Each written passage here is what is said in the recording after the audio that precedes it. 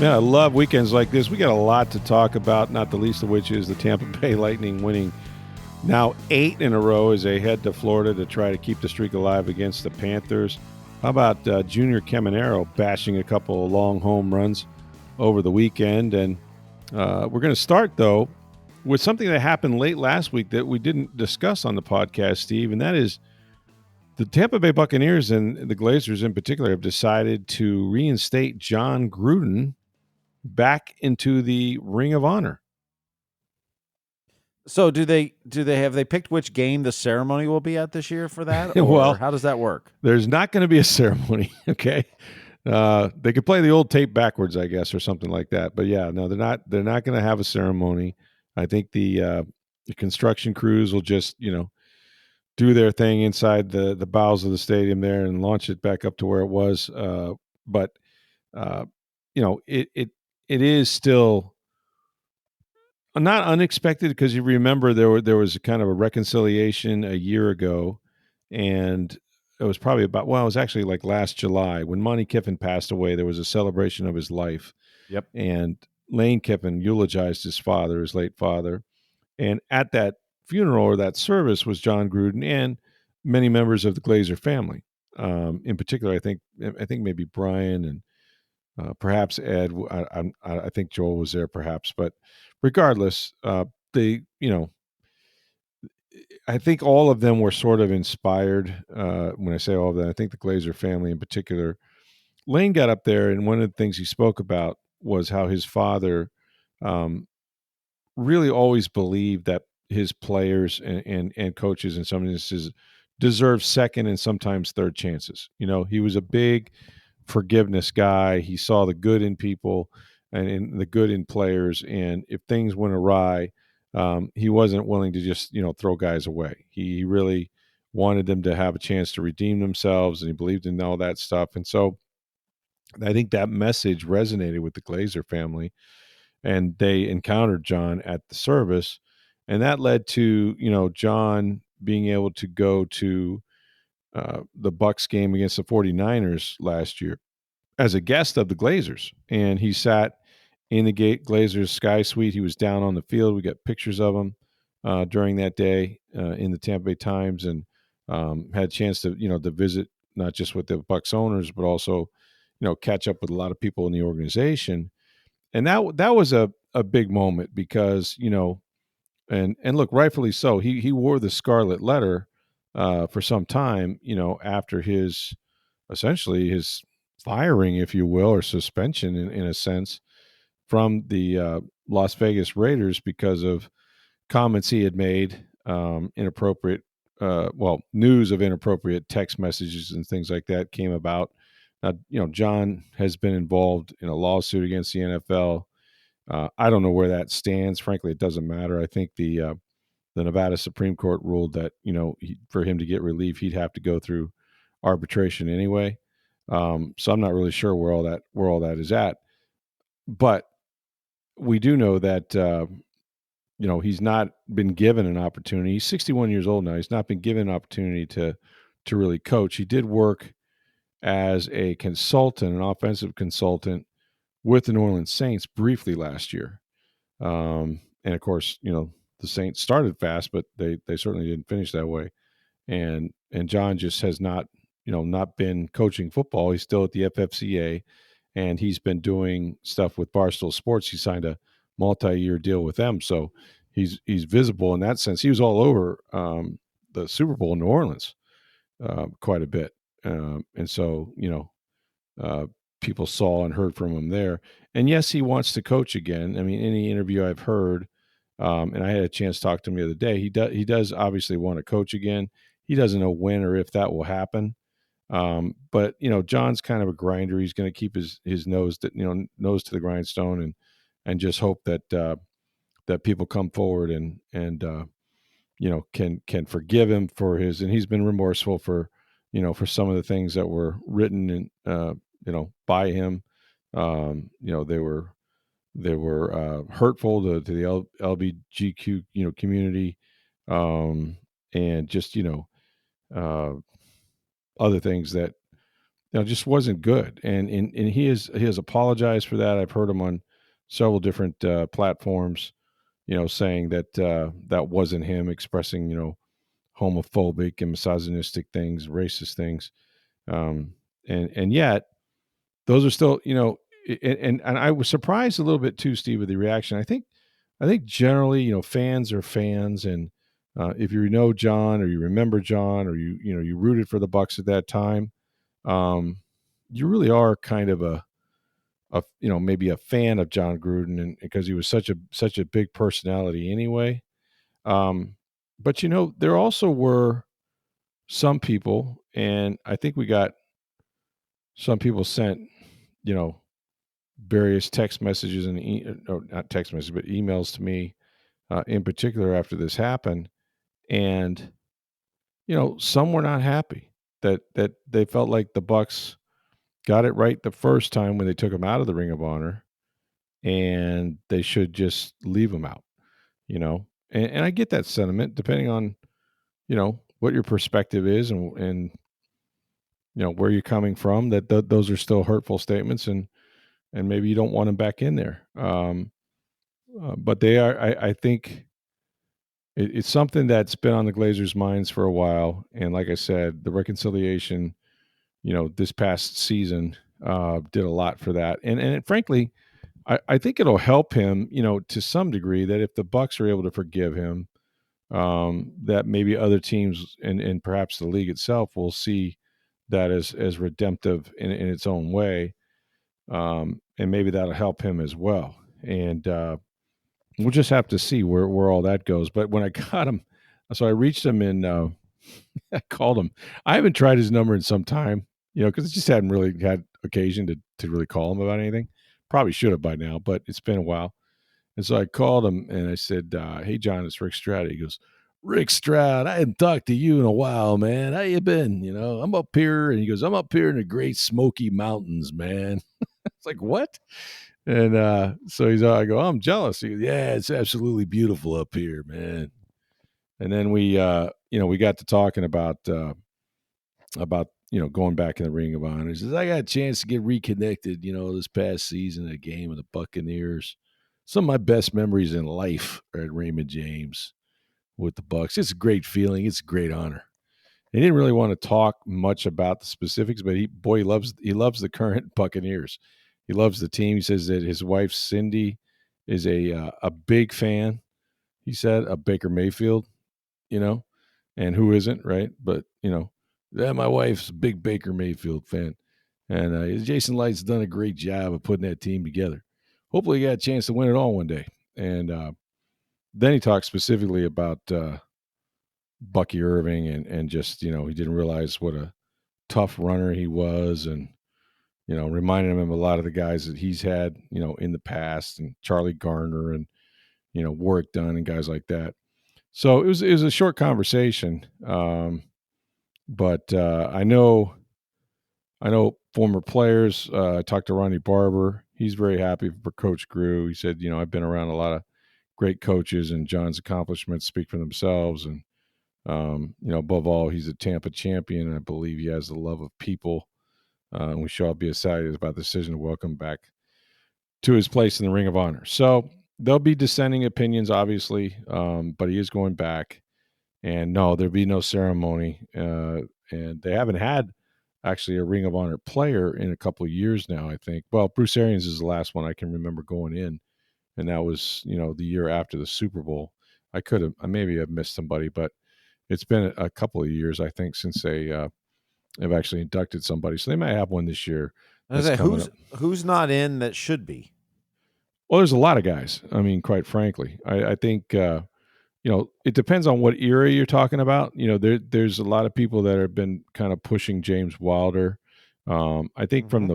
from the Buccaneers of 2002, I would say Simeon Rice is a candidate. Pretty good one for that. Um, yeah, it's just I don't know, not a ton of players, but there's a few. Of course, from this current I was group, gonna say, when does Brady go in, or well, does he? I think Brady does go in, and I think even though look, Peyton Manning's in it for the same reason Peyton Manning is in the Broncos Ring of Honor. Yeah. Tom Brady should be in the Bucs Ring of Honor because he not only did he bring him a Super Bowl and they only have two, but he also got the culture changed around. They're on a run of 5 straight playoff appearances, 4 straight division titles. You know what I'm saying? Like that began with Tom Brady, and now it's been carried on with Baker Mayfield and others. Obviously, Bruce Arians is in the Ring of Honor. So yeah, I mean, you know what, Brady. I knew they weren't going to do it the year after he retired because the Patriots wanted that real estate and they got it, and Right. he went into the New England Patriots. But now, I think that would be a good one to pull the trigger on. To be honest with you. Now he's a broadcaster and he did 3 games there last year, and they probably want to wait and see what the schedule is As before. I was going to say, it probably has to be a Monday or a Thursday night game. Yeah, unless it's a game, Unless you unless can they do it a game they guarantee. know that he's Yeah. guaranteed to call that game for Fox. Yeah, Right. But I mean, they don't often know those too that's far in true. advance unless it's No, they really don't. early in the season. No, So, they don't. And you want to sell tickets to it, right? You want to advertise yep. that as a game where people would be more invested to come see that ceremony at halftime. I think Brady will go in before long. I don't think it'll be very long at all. If it's not this year, then certainly soon after that, in my opinion.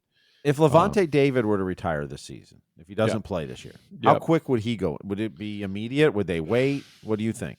I think they wait a little bit. I mean, it wouldn't be long. Again, he's one of those no brainers, right? He's one of those. If Right. you we want to say there's a first ballot type Ring of Honor guy, that would be him. But whether they would wait, or they would put him in immediately, I don't know. It's usually guys, except for Bruce Arians, who retired and then boom, he was in. Players tend to wait a little bit, uh, but that's not to say it couldn't happen. It's not to say you couldn't put him in right away. But yeah, think about the players off of this current group of Buccaneers. Whether you're talking about Mike Evans, who's a no-brainer, Yep. Levante David. Eventually, I think you'll see guys like Tristan Wirfs and Winfield and Vea. Antoine Winfield Jr., Vita Vea, perhaps. Yeah. When does Gerald McCoy get in?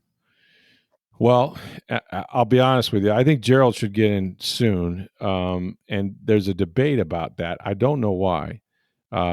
Gerald was one of those guys that, for whatever reason, was polarizing. It made no sense to me. He left before the Super Bowl team, and when I say left, the Bucs decided not to bring him back. They ended up signing Ndamukong Suh in 2019. Suh did not win it, but then he went. The next year in the Bucs, of course, when Brady got here, he won a Super Bowl. Suh did, and Gerald went to Carolina, and then he ended up trying to play in Dallas. He got hurt. I think he was going to play for the Raiders. Maybe got hurt again. But while Gerald was here, and I know there's people locally that can't stand him that have a big megaphone. I don't know why. I mean, all this guy did. Think about this. On a team that wasn't very good, to say the least, right? Teams that weren't very good. He was drafted in 2010. The guy went to 6 straight Pro Bowls. 6 straight. Now, I know the Pro Bowl is a popularity contest sometimes, and sometimes it's not indicative of the kind of player you are or that you aren't. But you can't fake 6 straight selections to the Pro Bowl, and he put up awfully good numbers. I think the other thing he suffered from was the fact that he followed Sapp, and you don't want to be the guy that has to follow a Warren Sapp.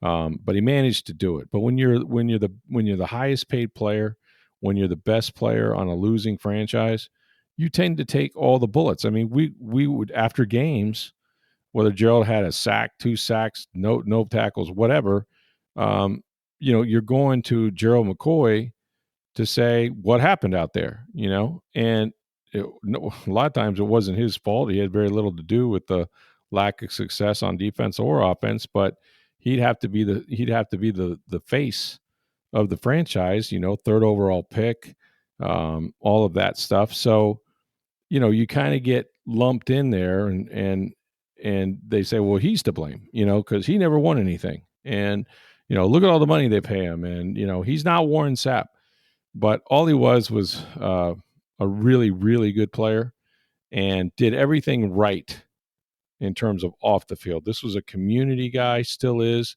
still champions Tampa Bay. Yeah, there were some hurt feelings between him and Arians maybe at the time, but those have been mended over. And I really think that Gerald probably should be in really by now. I don't know what would hold that up, but he to me, he's a definite Ring of Honor type player. He's all the things that the word honor kind of stands for, in my opinion. I got some more Bucks news though, and I want to get to that in just a second. But first, have you guys been to International Plaza and been to Breitling Boutique? We've been talking about them. They're our sponsors for a reason. It's a terrific store to begin with. If you want one of the best Swiss watches ever made, it's the Breitling Company. They've been in business for 140 something years. They've been at International Plaza with Breitling's Boutique for the last 5+ years, and when you go there, you're going to see customer service like you've never experienced before. They're used to dealing with celebrities. You're probably going to run into a Buccaneer or two, maybe a professional baseball player, NBA player, what have you. But rest assured, they're going to treat you just like those celebrities as well. And right now, they've been celebrating over these, really going back to before Christmas, I think.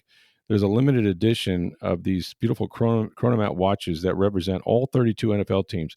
It's part of their celebration of the NFL's 104th year anniversary, and each watch has the team color on the face. It has the logo. I think if you go on our website, you can still see a picture or an ad with the Buccaneer Chronomat watch. Absolutely stunningly beautiful and a real collector's item if you're a sports fan for sure. And they got all 32 teams, but limited edition. Don't know how many are left per team. But go to Breitling Boutique; they'll hook you up there. And also, if you have a wife or a girlfriend, they have women's watches as well. Beautiful sports watches. These things are durable. They're great timepieces. They have all kinds of different colored wristbands, and she's going to absolutely love it. It's Breitling Boutique, International Plaza Mall, and please tell them when you get there that you heard about it on Sports Day Tampa Bay. All right, so we're only as we do this podcast, some 10 days away from the start of free agency, which is March 12th, the start of the new league year. And, the rumor mill has already sort of begun in a sense. It really happens when you get to Indianapolis for the NFL Combine, because it's not just about, rookie players or prospective rookie players that are, going there to work out in front of scouts and whatnot. It's also so close to free agency that you get a lot of those discussions. And, because of that, free agency kind of steals a lot of the headlines. I mean, you saw where for a while there, it looked like, there's a lot of free agent quarterbacks. You see discussions on them. Also, if you're the Buccaneers, you're looking for a pass rusher, right? Like, make no mistake. I think they're going to, identify one for the draft, maybe a couple. And I think they're going to go into free agency and try to get one. And one of the players that they've been linked to, or that they have an interest in, is Khalil Mack. And Khalil Mack is 30. I didn't realize he's 34 years old, Steve. He's been around for quite a while. And I don't know how many good years he has left.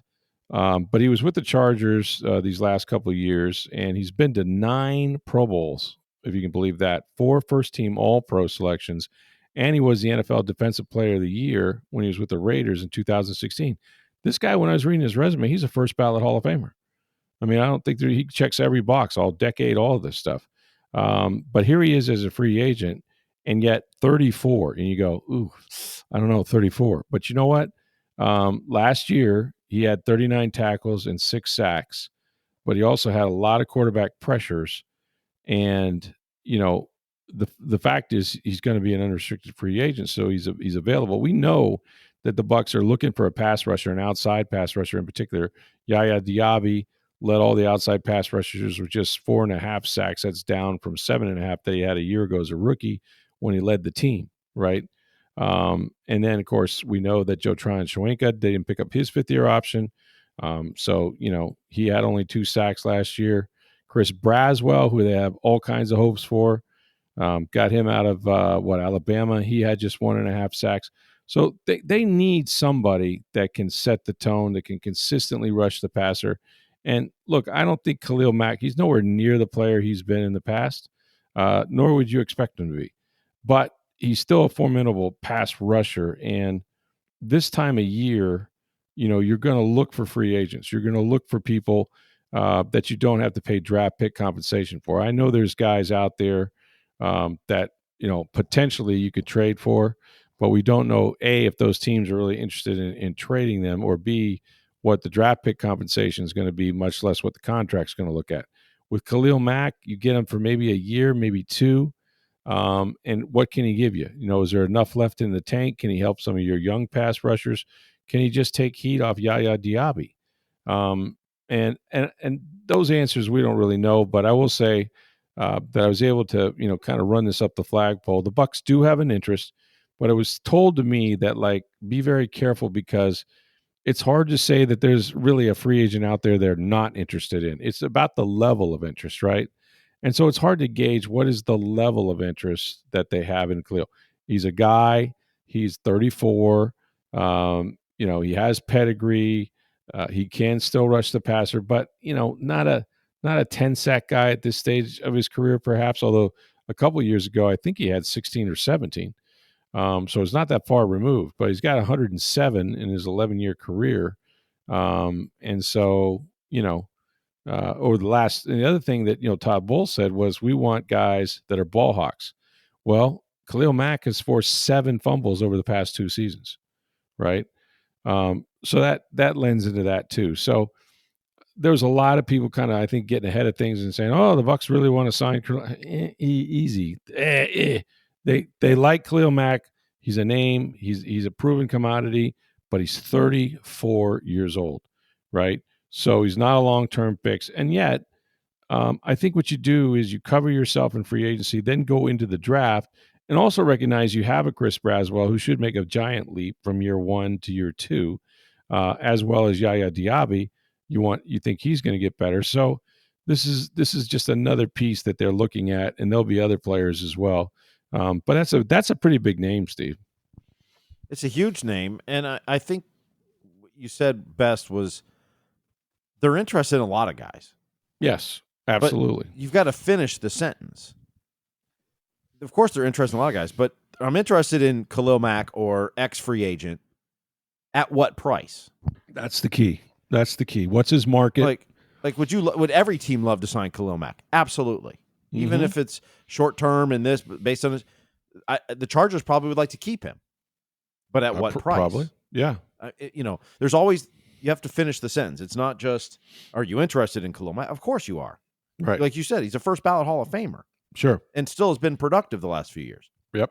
And if you could bring him in and get a couple seasons like you got out of Jason Pierre-Paul near the end of his career. And it'd be awesome. That's what you're, is he going to lead the league in sacks this year? Probably not. Is he going to play every down? Probably not. Right. That's okay. But at what price? And then how does it fit within the grand scheme of everything you've got to deal with the salary cap and filling all the needs you have? Yeah. And that's Chris the question Godwin. Everybody was asked is, are you interested? Yeah. Well, yeah, but finish the sentence. And that's what I was told. I mean, it was told to me, it's like, look, there's very few guys you're going to hear on defense that we wouldn't have some interest in, right? That make it to free agency, right?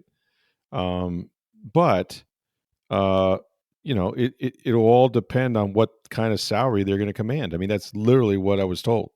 And it's not like they're going to go out there and sign a bunch of free agents and go on a spending spree.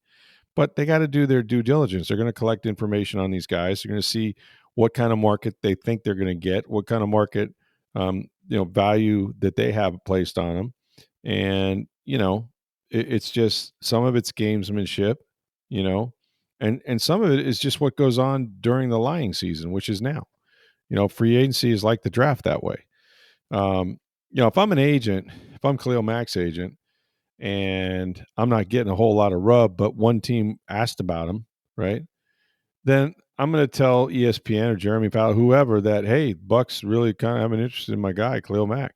Well, why am I putting that out there? Well, because that might be confirmation for a few other teams to take a look at him that might have been on the fence. So, well, wait a minute.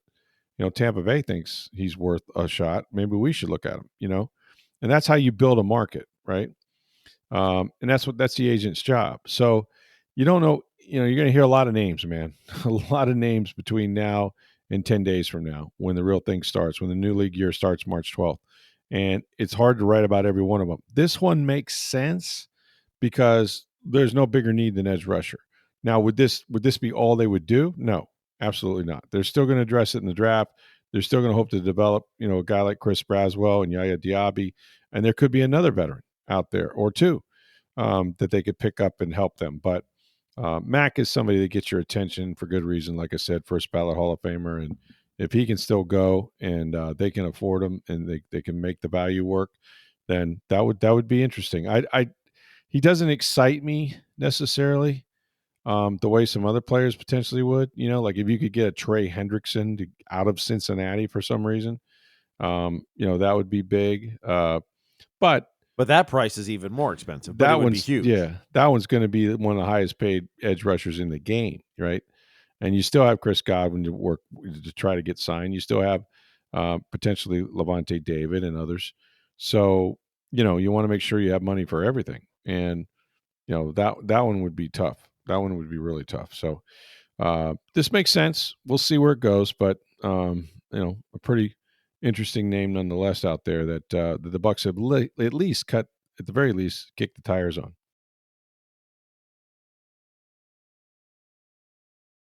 I mentioned at the top, man, break up the Tampa Bay Lightning 8 in a row now as they head to Florida, where maybe the streak stops there, maybe it doesn't. Steve, I didn't get to see the Washington game, but I did see a couple games before that, and they look like the team. Remember when they would get a lead, a 1 or 2 goal lead on some team back in the Stanley Cup days, and it was over. It was over because Vasi wasn't going to give up anything easy, and the Lightning just had a way at that point of locking it down, making teams go 200 feet, limiting the zone time, right? Still putting shots on goal and stuff like that. The last few games I've seen them play, they've been textbook. What's been the change, you think, over these last 8 games? I don't think it's been a change over the last 8 games. I think you've seen this most of the season long. I think they had that tough stretch in January. They played 16 games in 29 days. They were all over the map, time zones. It was a lot of road games. They actually played well. They weren't scoring much during that time. And they went 7-8-1. But if you looked at their goals against average, you looked at the way they played defense, they were playing fine. They weren't converting their chances. They're continuing to do that. I mean, as much as we talked early in the season how they struggled when they were tied going the third period, they're 28-1-1 when leading after 2 periods this year. And they've won 21 straight games leading after 2 periods. Wait a minute. 28-1-1? Yes, when they lead after 2 periods. Goodness. Like, that's what good teams do. Get a lead, shut it down. Right. And John Cooper throughout January, when the record was, like I said, 7-8-1 and a really tough stretch, but he kept saying, we're playing well. I like the way we're playing. Like, it's always that process over outcome. That's a big saying of John Cooper's. And they've continued that process. Now they're starting to score some more. And Andre Vasilevsky's been fantastic. I mean, over his last 10 starts, 9-0-1, a .947 save percentage. That's crazy. That's just crazy. Yeah, he's been outstanding. The defense in front of him, the forward group, like, it's been a team effort. Like, they're playing the way you need to play in the playoffs. And now they've created distance. They have a 10-point lead over the playoff cut line now with 23 games to play. A 10-point lead. And they're 4 points behind Toronto and 3 behind Florida. Right. So, a win tonight, now you're 1 behind Florida for second place in the division. Right. Like, they're right up there where, and taking first place in the division this year may be a good thing. The top 3 teams, as usual, have separated themselves. Toronto, Florida, Tampa Bay. Number 1 gets to play a wild card. 2 plays 3. So if it started today, Toronto's going to place a wild card team. Florida would host Tampa Bay to start. So getting the number 1 seed in the division could be a help this year, where you're going to get a Detroit or an Ottawa or Columbus or maybe even a Boston, although they're kind of fading a little bit, instead of playing Toronto or Florida. So, but they're playing well. The thing is what Toronto has won, I want to say 5 in a row. Florida's won 3 in a row. Like, those teams are kind of separating themselves now as, when you get to those final 20 games, the final quarter of the season, that's, now you're getting into the home stretch. Yeah, you want to play your best hockey. They're doing that right now. And you mentioned Vasilevsky. I mean, obviously, it helps to have guys playing well around you. Um, but he just seems so much healthier this year, Mhm. and he's just kind of locked in at this point. I mean, No those question. I mean, numbers you just mentioned last are year he crazy. wasn't himself. He was not No, himself last year. no, at no point. Yeah, Yeah, and he played well, and he got better as the season went on. And look, he was recovering from back surgery in a position where that's got Can to you be imagine? painful. And Oh yeah, the amount you twerk and twist and all that up and down there, like that's got to be tough. But this year he's been great. But then also this year you add Ryan McDonough back in. That's huge. yeah, I don't think maybe Tampa Bay fans because you loved Ryan McDonough and we're excited about it, but I don't think people around hockey understood how big that move was right. to add Ryan McDonough back in his team. JJ Moser's been fantastic. Now he's back. He had missed, That helped. That helped. he Yeah. went out December 12th. He's now back. And, Hmm. The first game or two, you could tell it was a guy who had missed, 2 months of hockey. But he's getting better now. And the trade deadline's this Friday. I anticipate Julian Breezewell is going to make moves. And maybe part of the trade deadline, some of their secondary scoring. Mitchell Chafee had a goal on Saturday. Gage Gonsalves had a goal on Saturday. Guys that are, I don't want to say the cut line, but if they want to add some depth scoring, could see less playing time. Or stepping up some. So It felt like that. You know, they were going to make some moves anyway. That's the way it felt to me. I think they're. I mean, I don't think there's any question. Julian But Breezewell. is there even a more of an inclination to do maybe more even than that they considered just based on the way they're playing? I think Julian Breezewell will do. He'll make any move that he thinks makes the team better. Now, this year they actually have some cap space to play with. And the other advantage they have this year is that next year the cap's going to go up $5-6 million, whatever it is, and it's going to go up another $6 million the year after, and another year after that. They've already agreed to that. And the Lightning do not have any major contracts coming up next year. There's nobody they have to give huge raises to.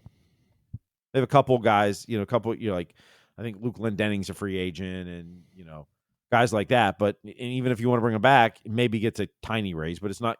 Nobody's getting bumped up big time, so you could actually take on some salary this trade deadline. Which in the past few years they've been in LTIR, where they've had guys on injured reserve that they were paying, so they were over the salary cap. They didn't have extra cap to work with. This year they've actually been accumulating cap space every day, and they could add some salary, and as well as they could add future salary because the cap's going to go up, and they don't have any big contracts to replace or that are going to get huge raises. So I think Julian Breezewell will be very active this week. To be honest, he tends to like to make moves early. I'm surprised they haven't made one yet, but like the Eastern Conference particularly has been so tight. There's not many teams you would say in that conference that would say are out of it. I think teams are waiting to decide if they're sellers or not. Right. But this Friday's the deadline, so you're going to, teams like Boston are going to have to make a decision this week. Are we selling? And I think you're going to see them move some pieces. It's an exciting time, and I want to see how they measure up. This will be a good game against Florida, especially with the way they're playing right now. Well, Washington leads the Eastern Conference, and I know they took them down 3-1. Yeah, yeah. Washington hadn't lost 3 games in a row all year. Now they have. That's crazy. Yeah, they're just playing so well. I mean, it's so solid. And you said they won 11 in a row twice in 2020, was it? 2020, they won 11 in a row. That's Wow. the franchise record. Wow.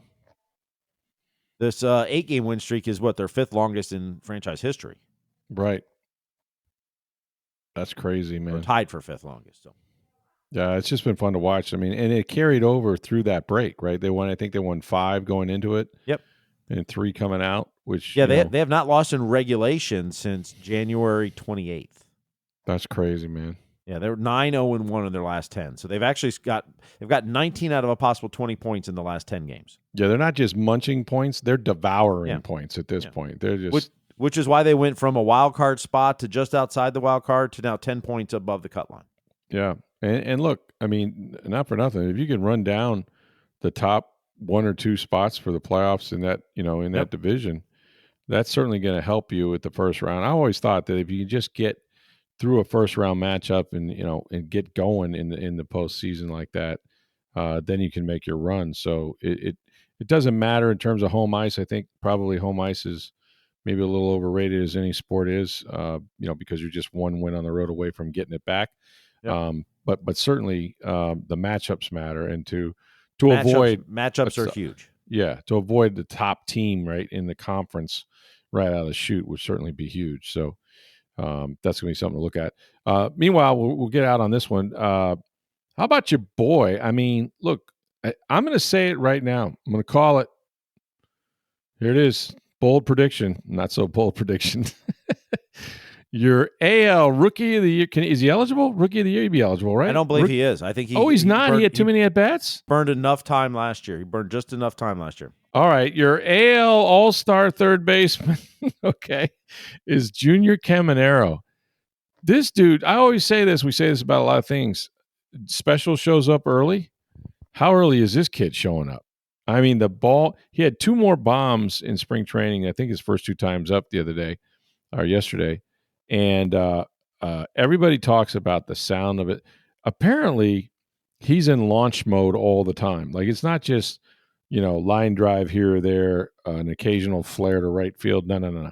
Then this guy barrels things up. I mean, he absolutely like mashes it, right? And with power. I want to see what he could do in 140, 150 games. And can you imagine the kind of numbers they may have their next superstar, and he might really already be on that baseball team in Caminero. Well, hopefully he gets 150 plus games this year, and we'll get to find out. Yeah, it would be nice, right? And we know he loves the spotlight. Yep. He loves being the guy. Yep. Dominican World Series, he shined and brought it right into spring training. So, but there's also a difference between spring training and regular season, so we'll see how it goes. Oh, yeah. Pitchers are going to learn how to work them. He's going to have to make adjustments, all of that stuff. The other interesting story of the weekend was Mark Tompkin wrote about this. Some guys telling on last year's baseball team and how the clubhouse wasn't always copacetic. Like there was some, I guess, a few me guys or a few guys who, once they started going south and got off to a bad start, weren't as invested in the team's success as they maybe should have been. It sounded like, and I don't know if those players are here anymore. My guess is a few of them are not. Well, I mean, that's kind of the job of the general manager. If the clubhouse isn't good, you've got to figure out what you can do to make it better. Right. Sometimes it's addition by subtraction, and not necessarily on the field, but in the clubhouse. Right. I mean, that's an important part. I mean, we've talked about that. The Bucs locker room has been fractured at times in the past, and some bad dudes in there, and baseball's the same. Like all these sports, like the locker room matters, the clubhouse matters. Yeah, especially like baseball. I mean, you're living with these guys for 6 months. You're talking about 162 game season, right? Mm-hmm. And it's not everybody's going to get along, right? It's not to say you don't have a spat, you don't have an issue, but it can't be where those carry on and to the detriment of the team. What Mark wrote was, and I forget who he quoted. It might have been Fairbanks. So he said it seemed, and I'm paraphrasing, that some players were less interested or not as upset by the lack of team success as maybe they should have been. In other words, they, when things went bad, it really didn't bother them. Maybe the way you'd want guys to react to adversity. Now sometimes it's hard too when when you're going through those things and there's such a slump that it's hard to dig yourself out of it. But what it sounded like, there were some me guys perhaps, and when they should have been more we guys, and that can become problematic. And I think if you look around and you see who's not here, I mean, it's probably unfair to accuse anybody, but I think there's probably a reason some of the players aren't back. Well, and the Rays have always been an organization, with the financial constraints that they either have or have put on themselves. Yeah. And the way they construct their team, and it's the sum of our 40-man roster, not just our 25-man or 26. That's right. That's right. That selflessness is so important. They don't put guys in the lineup 160 games a year. They don't, they'll take you out at any time, and you may be our closer, but today you're going to go in the 7th inning instead. And That's right. you may be a starter, but you're actually going to go behind an opener. All the things that they do requires a very team focused.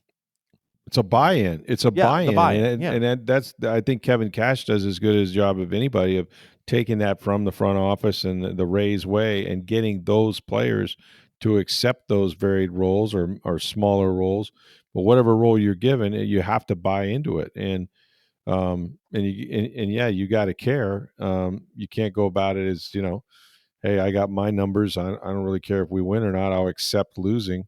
And I think they accepted losing at times last year. Certain players did, maybe that weren't here. But it's a very interesting story by Mark Tompkin in the Tampa Bay Times on TampaBay.com. Rare to get players to talk that way, very specifically about the clubhouse. Now, it's a year removed, and, there's a number of guys, obviously, that are back that are core guys. But good on Mark to try to get them to discuss that as he did, and so hopefully your chemistry is better. Of course, you got to play well and all of those things. But yeah, and some of that's the chemistry too. I mean, absolutely. You always say winning is the culture. That's right. That's right. You can have all the buy-in in the world of the team, but if you don't see some success, you don't feel some success, it can go south.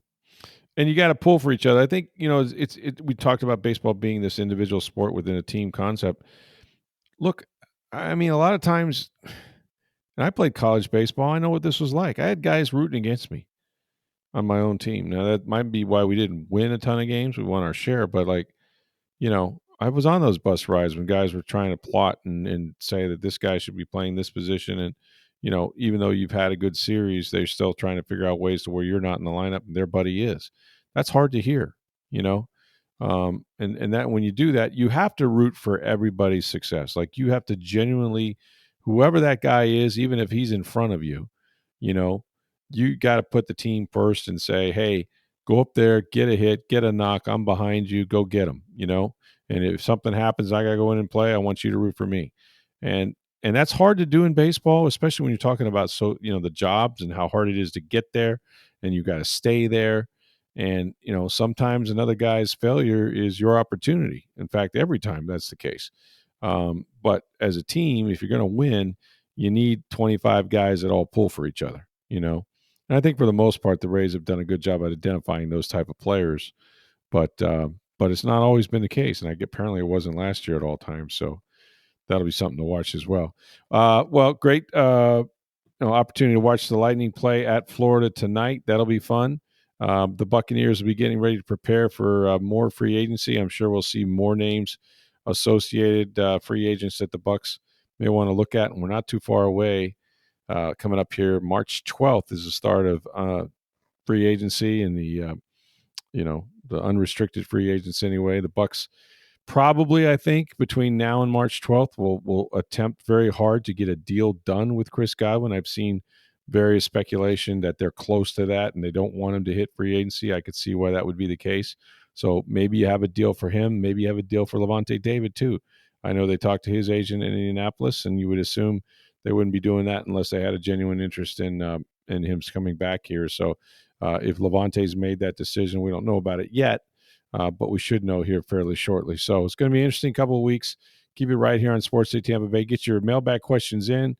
We got a bunch of those already. We'll add to them, and we'll, get those out and talk about them here in the next few days at Sports Day TB on Twitter or X, at NFL Stroud. You can send those to, or my email address is rstroud@tampabay.com. Go see our friends at Breitling Boutique, International Plaza Mall, middle of the mall, upstairs. Beautiful Swiss watches that they have, the Breitling Company, of course, been in business forever. And right now, if you go into Breitling Boutique, they have the Chronomat, the collection, all 32 teams, NFL teams, 104th year anniversary of the National Football League, limited edition. Check out these beautiful watches, women's watches as well.